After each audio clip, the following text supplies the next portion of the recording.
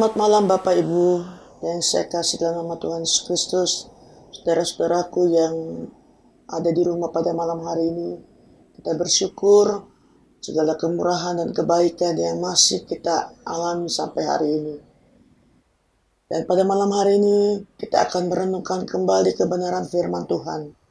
Namun sebelumnya mari sama-sama kita tundukkan kepala, kita berdoa.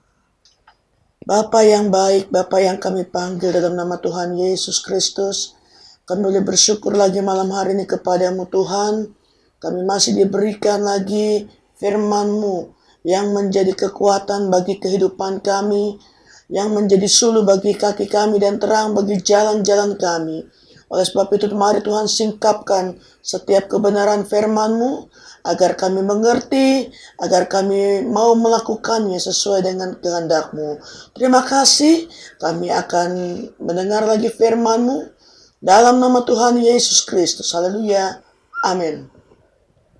Selamat malam Bapak Ibu yang saya kasih dalam nama Tuhan Yesus Kristus.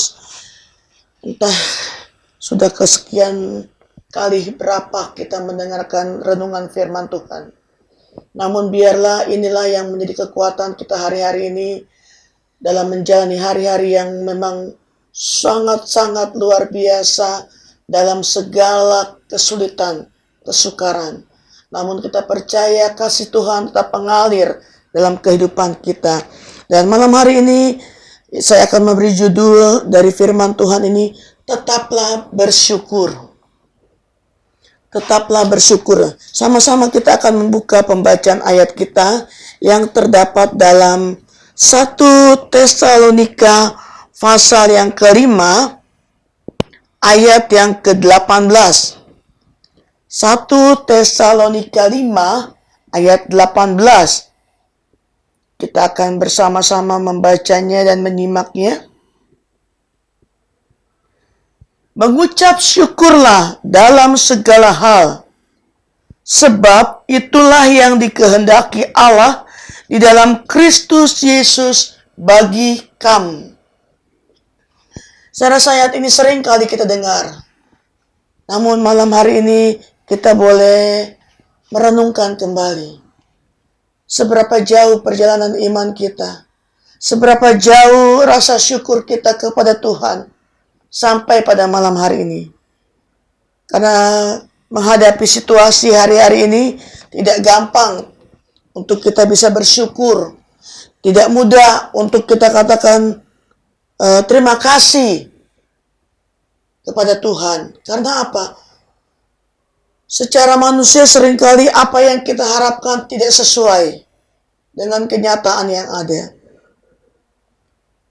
Apa yang kita pikirkan baik, belum tentu hasil yang kita dapatkan itu baik. Karena apa?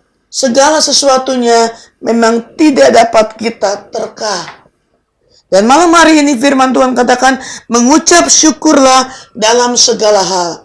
Berbicara kata segala hal tidak mencakup sesuatu atau satu hal yang mungkin kita rasa cukup itu. Tapi mengandung banyak aspek, segala hal. Artinya kondisi apapun yang terjadi dalam kehidupan kita, kita harus tetap mengucap syukur. Apakah itu baik? Pastinya kita bersyukur. Ataukah tidak baik? Apakah kita bisa bersyukur? Kalau dalam keadaan senang, dalam keadaan kelimpahan, dalam keadaan sesuai semua dengan apa yang kita harapkan, terlalu mudah kita akan katakan, terima kasih Tuhan. Tapi kalau sebaliknya, masalah, persoalan hidup yang terus-menerus, satu belum selesai, sudah ada lagi satu. Apakah kita masih bisa bersyukur? Inilah firman Tuhan yang kita baca. Mengucap syukurlah dalam segala hal. Kenapa? Karena itu yang Tuhan mau untuk kita lakukan. Kita manusia tidak bisa berbuat apa-apa. Sebab segala sesuatu adalah dalam kuasa tangan Tuhan. Dan malam hari ini, biarlah kita percaya bahwa ini yang Tuhan kehendaki yang kita harus lakukan sesuai dengan yang dikatakan di sini dalam Kristus Yesus. Kita akan buka satu pembacaan kitab yang lain yang terdapat di dalam Ayub. Kita akan sama-sama membukanya. Ayub pasal yang kedua ayat yang ke-10. Ayub pasal 2 ayat yang ke-10. Kalau kita membaca kisah Ayub ini dari depan, dari pasal 1, lalu pasal 2, dari ayat yang pertama, dan tibalah pada ayat yang 10 dikatakan, tetapi jawab Ayub kepadanya, engkau berbicara seperti perempuan gila. Apakah kita mau menerima yang baik dari Allah, tetapi tidak mau menerima yang buruk?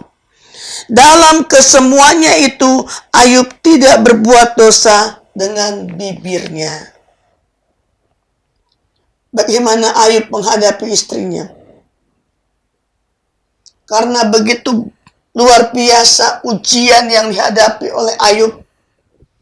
Segala sesuatu yang dia punyai habis, tidak tersisa. Bahkan yang sekarang ini dia alami pun adalah penyakit. Apakah orang saleh itu terlepas dari masalah? Apakah orang benar itu terlepas dari persoalan?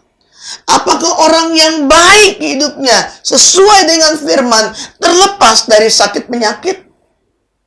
Inilah contoh yang sangat-sangat jelas. Kita tahu Ayub bagaimana salehnya di hadapan Tuhan. Tapi Tuhan uji sedemikian rupanya. Sampai segala sesuatu yang dia miliki pun habis.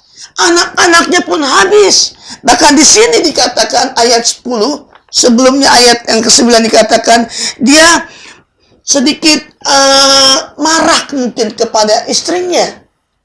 Karena istrinya katakan, sudahlah Ayub, tinggalkan Tuhanmu.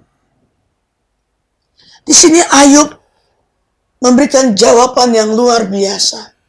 Apakah hanya yang baik saja yang kita terima dari Allah? Yang tidak baik kita tidak mau terima. Saudaraku, hari-hari ini Tuhan tidak pernah berjanji untuk sesuatu hal yang akan membuat kita aman saja atau lancar saja. Tapi Tuhan mau kita selalu berjaga-jaga.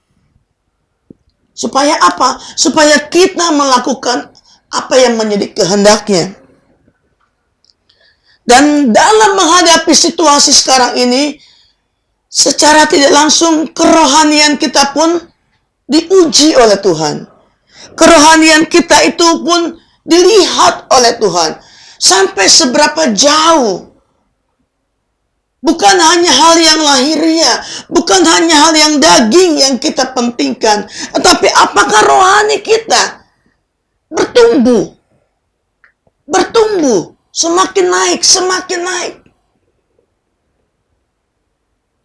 Dalam 1 Korintus 13 ayat yang ke-11, 1 Korintus 13, akan baca 1 Korintus 13 ayat yang ke-11.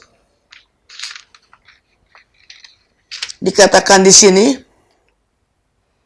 ketika aku kanak-kanak, aku berkata seperti kanak-kanak.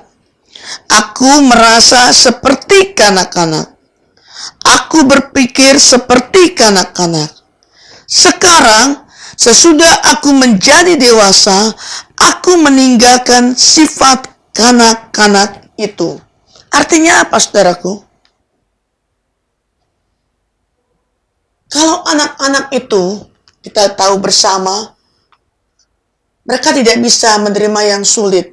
Mereka tidak bisa menerima yang sukar. Yang berat. Itu anak-anak.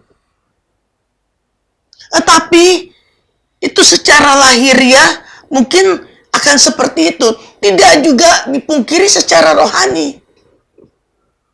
Kalau kita baru mengenal Tuhan, kita baru percaya kepada Yesus, mungkin sifat-sifat kekanak-kanakan kita itu masih ada. Namun Tuhan mau kita bertumbuh. Tuhan mau kita meningkat. Tuhan mau kita bertambah. Ibrani 5 ayat 14. Ibrani pasal 5 ayat yang ke-14.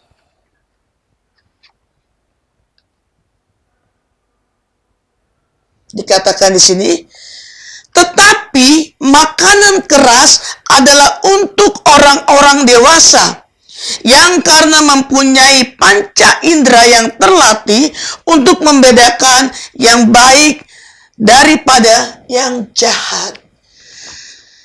Satu penjelasan firman Tuhan yang luar biasa. Kalau kanak-kanak, makanannya pun kanak-kanak, ya kan? Kita lihat bayi, dia minum susu, meningkat lagi bubur susu, meningkat lagi nasi yang lunak, terus dan terus. Dan firman Tuhan pada ayat Ibrani ini dikatakan, tetapi makanan keras adalah untuk orang-orang dewasa. Jadi kalau ada orang dewasa yang makanannya seperti bayi, aduh, rasanya gimana ya? Kita mungkin akan berpikir, normalkah dia? Nah, firman Tuhan katakan orang dewasa harus makan makanan yang keras.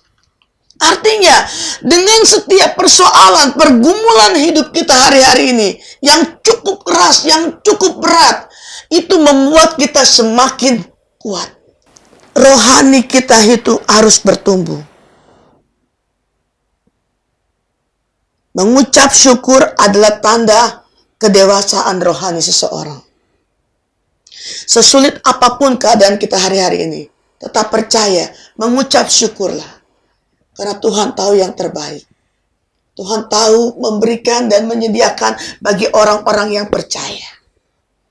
Mengucap syukurlah, baik yang baik maupun yang tidak baik keadaannya. Karena Tuhan tahu kalau bagaimana keadaan kita, bagaimana kehidupan kita, dewasakah kita, Tuhan mengerti dari apa yang kita mengerti. Puji nama Tuhan, saudaraku. Saya percaya hari-hari ini kita tidak bisa berlawanan dengan Allah, tetapi kita harus mengikuti jalannya Allah. Supaya apa? Supaya kita tetap bisa mengucap syukur dan menikmati segala berkat yang Tuhan siapkan.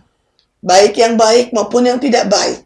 Tuhan tahu yang terbaik bagi saudara dan saya. Puji nama Tuhan. Inilah firman Tuhan yang saya bisa bagi lagi pada malam hari ini. Dan mari sebelum kita mengakhiri, kita akan tundukkan kepala kita. Terima kasih Tuhan Yesus.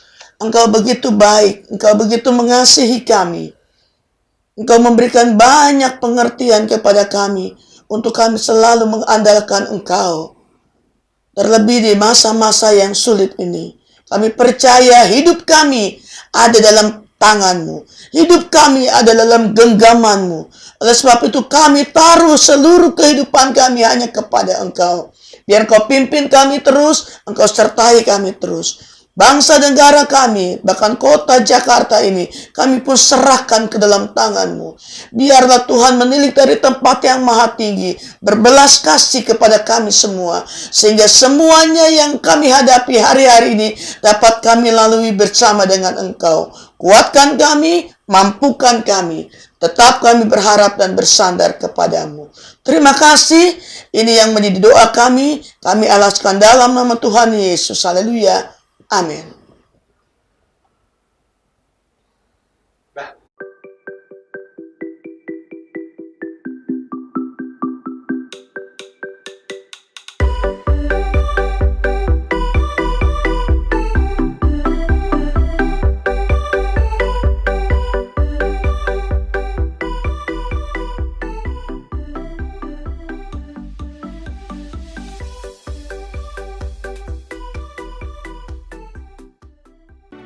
Gerejaku adalah rumahku.